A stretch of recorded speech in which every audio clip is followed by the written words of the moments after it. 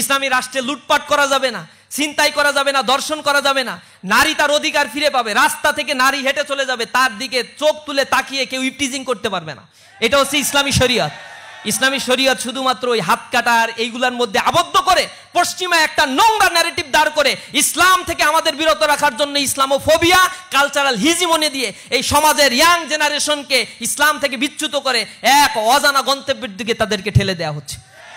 অথচ পশ্চিমা ক্ষয়িষ্ণু সংস্কৃতি আজ ধ্বংস হয়ে গিয়েছে। যাকাতের টাকা 8টা খাতে দিতে হবে। ইন্নামাস সাদাকাতু লিল ফুকারা ওয়াল মাসাকিন ওয়াল আমিলিনা আলাইহা ওয়া মুআল্লাফাতু কুলুব ওয়া ফির রিকাব ওয়াল গারিমিন ওয়া ফি সাবিলি ইবনিস সাবিল। এই 8 ক্রাইটেরিয়ার বাইরে যাকাতের টাকা দেয়া যাবে না।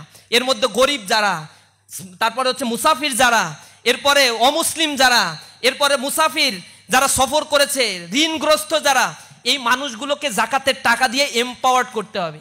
আবার যাকাতের টাকা এইভাবে আমাদের দেশে যেগুলো দেয়, ধর্নাঢ্য ব্যক্তি অনেক শাড়ি আর হচ্ছে লুঙ্গি কিনছে, এরপরে বলে লাইন ধরো যাকাতের শাড়ি দেয়া হবে। যাকাতের শাড়ি মানে হচ্ছে এক ধোয়ায় রং উঠে যাবে, এরপরে মার থাকবে না, এটা হচ্ছে যাকাতের শাড়ি। ইসলামী রাষ্ট্র বলছে জাকাত এইভাবে দিতে হবে না। জাকাত একজন ব্যক্তিকে দেবা, গরিব থেকে সে স্বাবলম্বী হবে। একজন ব্যক্তিকে জাকাতের টাকা দিবা এবং এর প্রায়োরিটি হবে তোমার আত্মীয় স্বজন আগে, এরপরে আত্মীয় স্বজন, পাড়া প্রতিবেশী, এরপরে দূরবর্তী তুমি যাকে দাও। এই জাকাতের টাকা দিয়ে এক একজন মানুষকে সলভেন্ট করে দেবা। ইকোনমিক ভ্যালু, ইকোনমিক পাওয়ার জাকাতের এত বেশি, একটা রাষ্ট্র কাঠামোকে পরিবর্তন করে দেয়। সুদ যেভাবে একটা সমাজ ব্যবস্থাকে ধ্বংস করে দিয়েছে, পৃথিবীতে ক্যাপিটাল ইকোনমি আমরা দেখেছি, আমরা মিক্সড ইকোনমি দেখেছি। এই পুঁজিবাদী অর্থ ব্যবস্থা আমাদেরকে ধ্বংস করে ছাড়ছে। আজকে আমি এখানে দাঁড়িয়ে বলছি বাংলাদেশের মাথাপিছু আয় 2882 মার্কিন ডলার। এটা শুভঙ্করের ফাঁকি। তুমি আমি 2882 মার্কিন ডলার ভোগ করতে পারি না। আমাদের ইনকাম ডিসপারশন এত হাই, তুমি কল্পনা করতে পারবা না। পৃথিবীর অনেক দেশে 140-50তম আমরা ইনকাম ডিসপারশনের ক্ষেত্রে। মানে এত বেশি, 5% মানুষের কাছে এই দেশের, এই রাষ্ট্রের 80% সম্পদ জিম্মি। ব্যানবেজ বলছে এই কথা। 80% সম্পদ জিম্মি হয়ে আছে। এক এসালম গ্রুপ, এই চিটাগাঙেরই 12টা ব্যাংক লুটপাট করছে।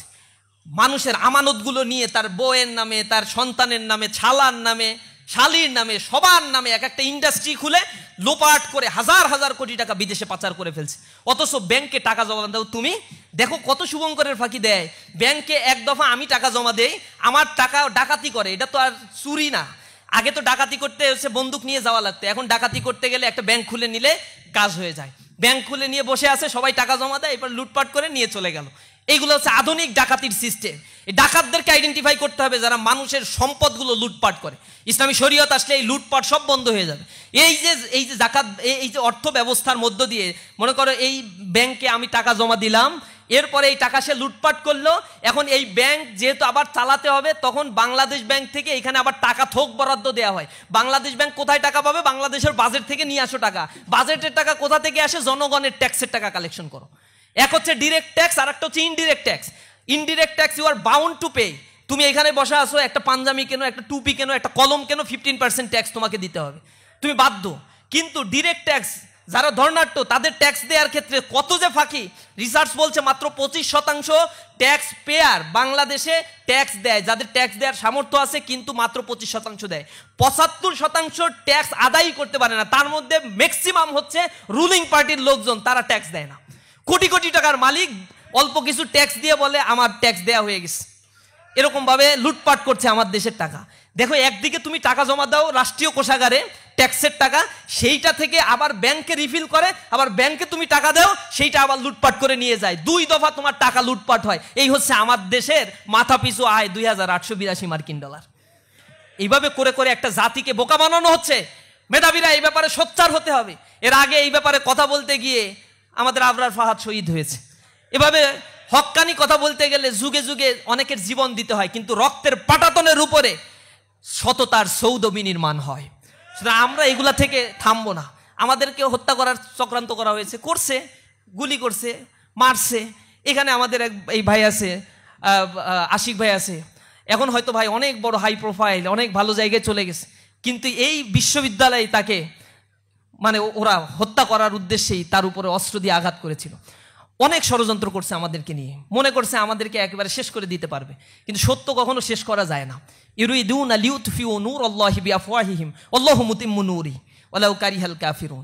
আল্লাহ তার নূরকে প্রজ্বলিত করবেন, কাফেরদের জন্য এটা যত মর্মপীড়ার কারণ হোক না কেন।